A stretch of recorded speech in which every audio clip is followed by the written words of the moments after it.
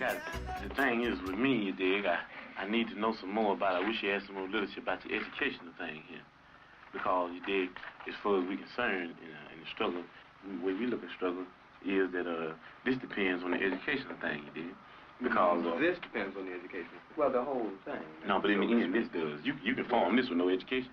You can form this. No, not the way we're talking about forming it. You know, right. We're talking about forming it right.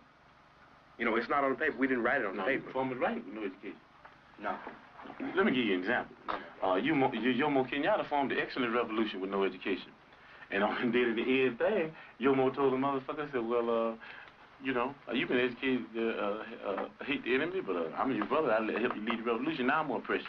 Another example, Papa Doc in Haiti. Papa Doc in Haiti hated everything white. Man, you couldn't put this white paper in front of Papa Doc's face, but he moved all the white people out and he took over and be oppressed. He did, causing no education. And the people that had been educated, they said that we don't hate the motherfucker white people, we hate the oppressor, whether he be white, black, brown, or yellow. So we got to know the educational program to find out what is going to be in the finale. A lot of people, Jomo Kenyatta is called never a revolutionary, but an ex-revolutionary.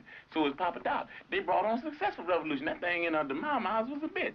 Bantu freedom fighters, all that kind of action. But what we're saying is that it's the end. That you don't judge Castro now. You can't do it. Nobody in this room could judge whether Castro's going to be a revolutionary or not.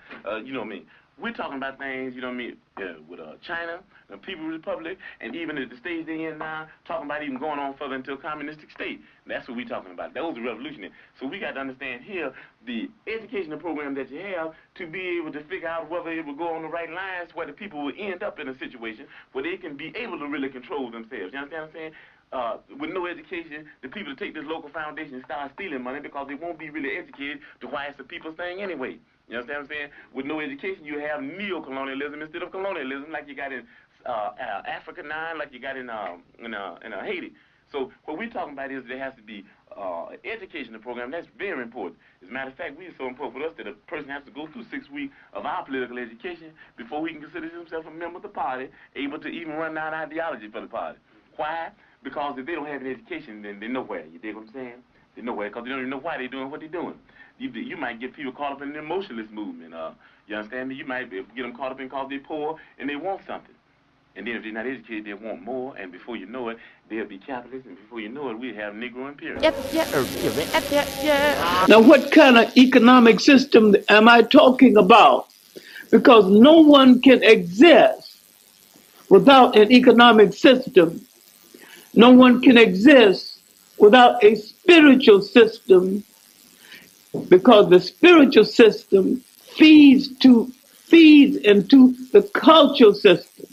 So we are talking about three things here that the African people of the world were able to combine into one, because the priest was also the scientist, and the priest was also at the heart of the basis of the culture.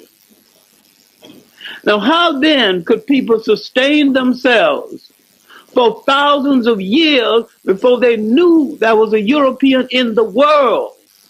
It is hard for you to stretch your imagination to realize that the only functioning world of one time in the world was you. And you didn't go to ask anyone to erect a system for you because there was no one to ask. And years before Europe emerged, you couldn't ask them because they were in disarray and in confusion about what kind of economic system they had to have. Once you separate your economic system from your cultural system and your spiritual system, you are in serious trouble. The Africans were able to tie this system all together as one and the same. And this is what I'm trying to ask people to get back to. Once the totality of the spiritual and the cultural meet, they create the economic system, because the economic system is based on basic needs. You did not say give to each according to his needs.